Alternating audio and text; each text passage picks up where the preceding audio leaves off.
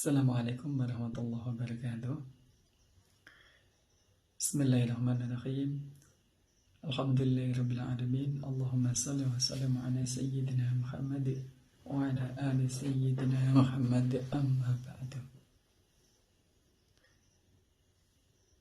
Bagaimana kabar anak-anak sekalian? Semoga dalam keadaan sehat dan tetap semangat untuk belajar. Mari pembelajaran pada kesempatan kali ini kita awali dengan membaca doa bersama. Bismillahirrahmanirrahim. Raditu billahi rabba wa bil islami dina wa bi Muhammadin nabiyyan wa rasula. Rabbi zidni ilma warzuqni fahma. Amin ya rabbal alamin. Pada kesempatan kali ini kita akan mempelajari tentang iman kepada kitab Allah.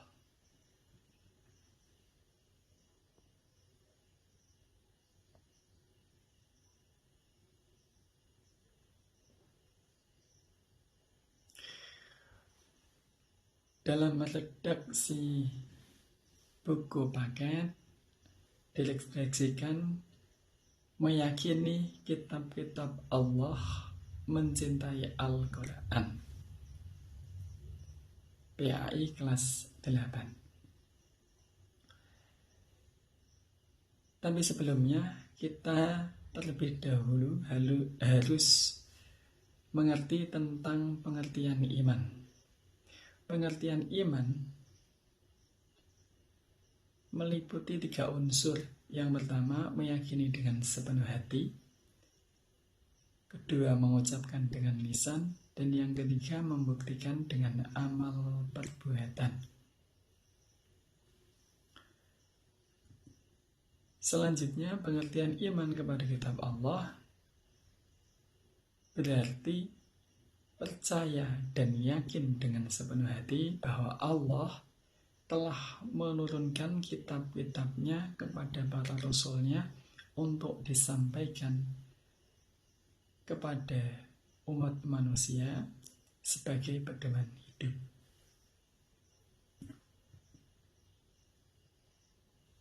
Adapun kitab Allah semuanya berjumlah 104. Tapi yang wajib kita ketahui ada 4. Yang pertama Taurat, kedua Zabur, yang ketiga Injil, dan yang ketiga Al-Quran. Sekarang kita pelajari satu persatu. Yang pertama kitab Taurat. Kitab Taurat diturunkan pada abad 12 sebelum Masehi. Diwahyukan kepada Nabi Musa alaihi salam. Nama Taurat berarti hukum atau syariat. Diperuntukkan kepada Bani Israel yang merupakan kaum dari Nabi Musa dan menggunakan bahasa Ibrani. Adapun pokok ajaran kitab Taurat, yang pertama perintah untuk mengesahkan Allah, artinya hanya menyembah kepada Allah Tuhan yang satu. Larangan menyembah patung atau berhala. Larangan menyebut nama Allah dengan sia-sia. Perintah menyucikan hari Sabtu. Ini yang berbeda dengan umat Kanjeng Nabi Muhammad. Kalau umat Nabi Musa itu hari Sabtu, kalau umat Kanjeng Nabi Muhammad itu hari Jumat. Perintah menghormati kedua orang tua. Larangan membunuh sesama manusia. Larangan berbuat zina. Larangan mencuri. Larangan menjadi saksi palsu, dan larangan mengambil hak orang lain. Jadi pokok ajaran Taurat ini secara umum sama dengan kitab Al-Quran, tapi ada beberapa hal yang membedakan. Contohnya perintah menyucikan hari Sabtu, kalau kita harinya hari Jumat.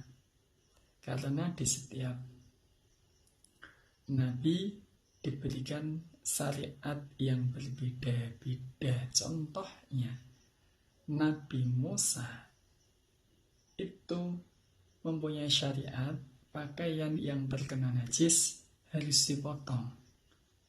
Sedangkan syariat Nabi Muhammad, pakaian yang terkena najis tidak dipotong, melainkan mensucikannya harus dicuci. Nah, itu contoh perbedaan syariat. Selanjutnya, kitab Zabur. Kitab Zabur diturunkan pada abad ke-10 sebelum Masehi. Diwahyukan kepada Nabi Daud alaihissalam, diperuntukkan kepada Bani Israel atau umat Yahudi menggunakan bahasa Qibti. Kitab yang ketiga yaitu kitab Injil. Diturunkan pada abad ke-1 Masehi. Diturunkan kepada Nabi Isa alaihissalam. Diperuntukkan kepada kaum Nasrani dan menggunakan bahasa Suryani. Adapun pokok ajaran kitab Injil, yang pertama perintah untuk kembali mengesahkan Allah. Jadi Injil yang dimaksud di sini yang diturunkan kepada Nabi Isa, yang kita yakini sebagai nabi, bukan sebagai Tuhan menurut pandangan Islam.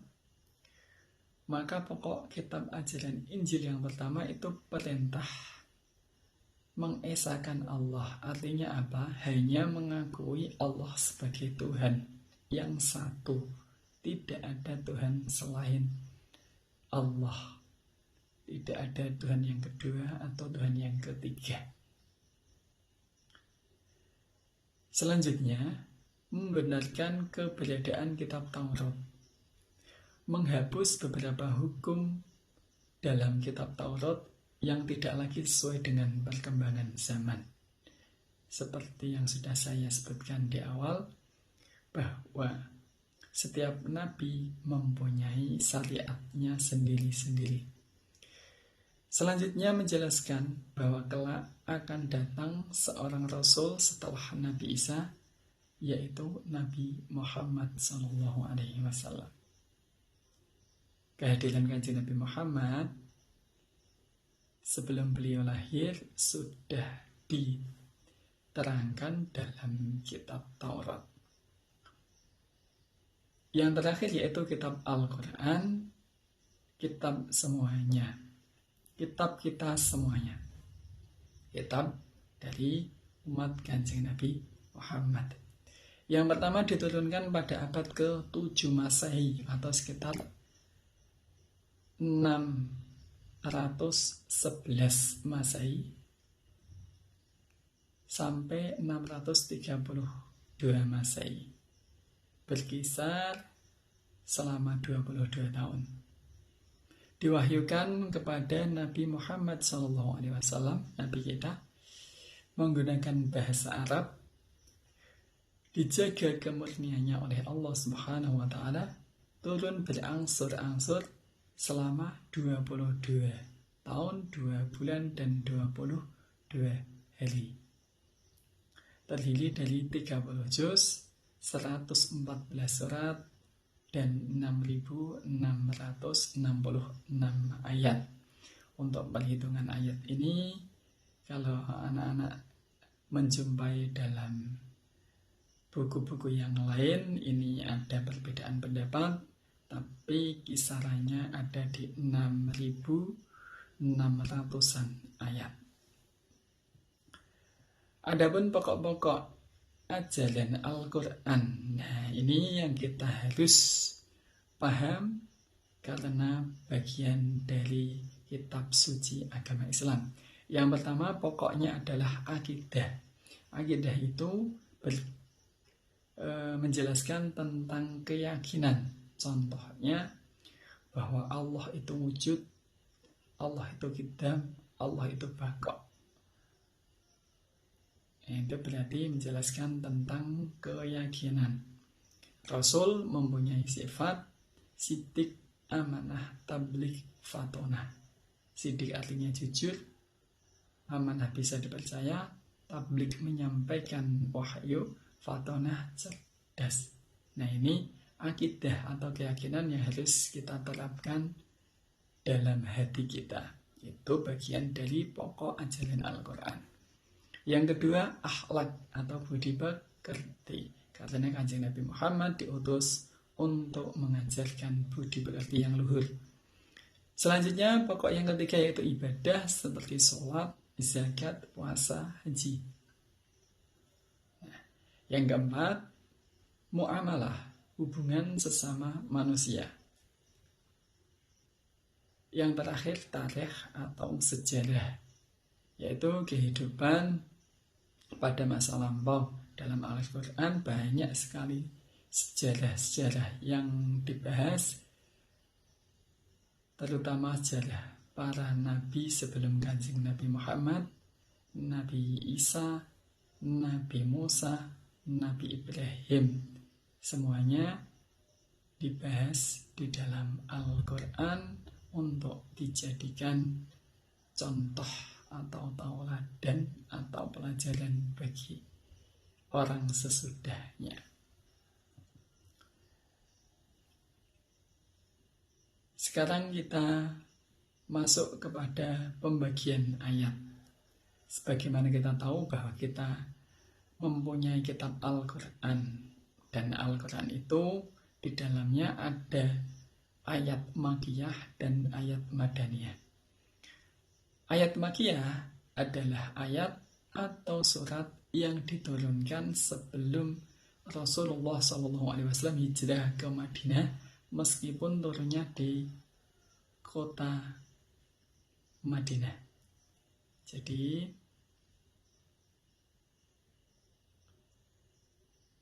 ayat Makkiyah ini adalah ayat yang turun sebelum Kanjeng Nabi hijrah. Jadi yang menjadi patokan adalah hijrahnya Kanjeng Nabi.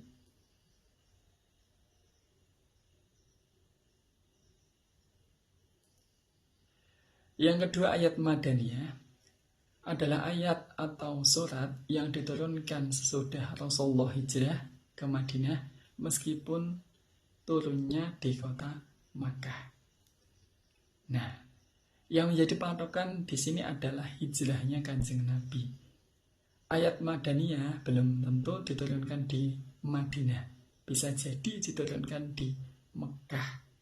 Contohnya saat Kanjeng Nabi melaksanakan ibadah haji, maka beliau berada di kota Mekah.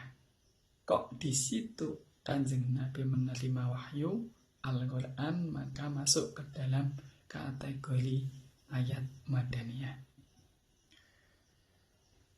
Selanjutnya yang kita bahas di sini adalah perbedaan kitab dengan suhuf. Wahyu-wahyu Allah yang diterima oleh para rasul dalam perkembangannya, ada yang dibukukan berbentuk kitab dan ada yang tidak dibukukan atau berbentuk suhuf, yaitu lembaran-lembaran terpisah. Jadi kalau kitab itu sudah dibukukan atau dalam bentuk yang lebih sempurna, tapi kalau suhuf masih berupa lembaran-lembaran terpisah atau lebih sedikit. Persamaannya, keduanya sama-sama firman Allah Subhanahu wa ta'ala yang diturunkan kepada para rasulnya.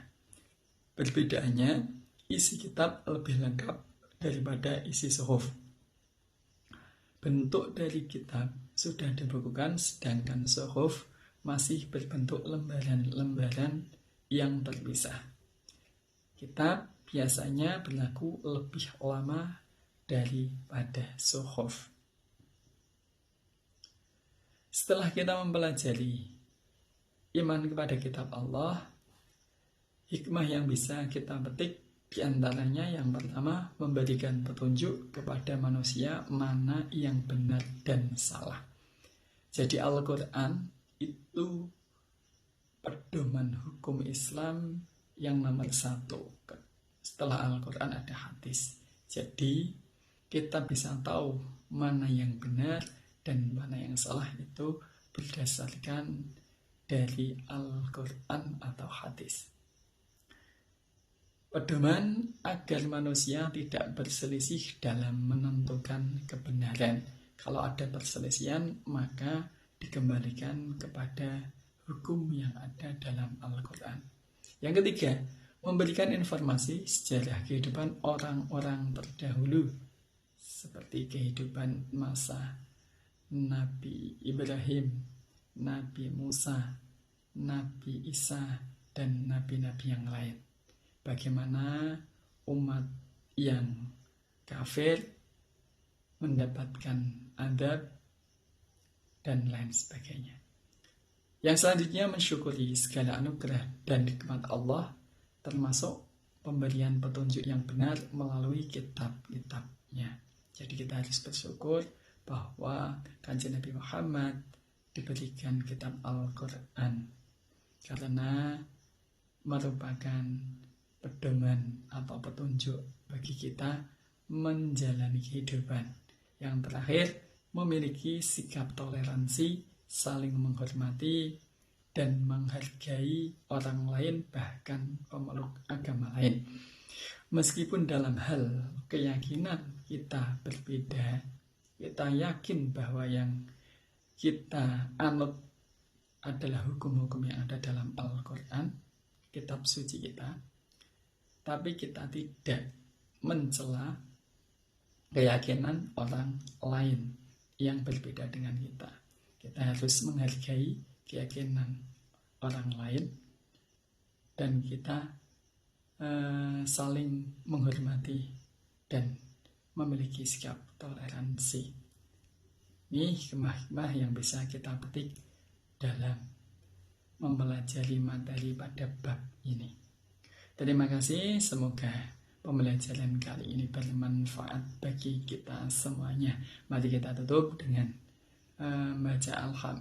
membaca hamdalah bersama-sama.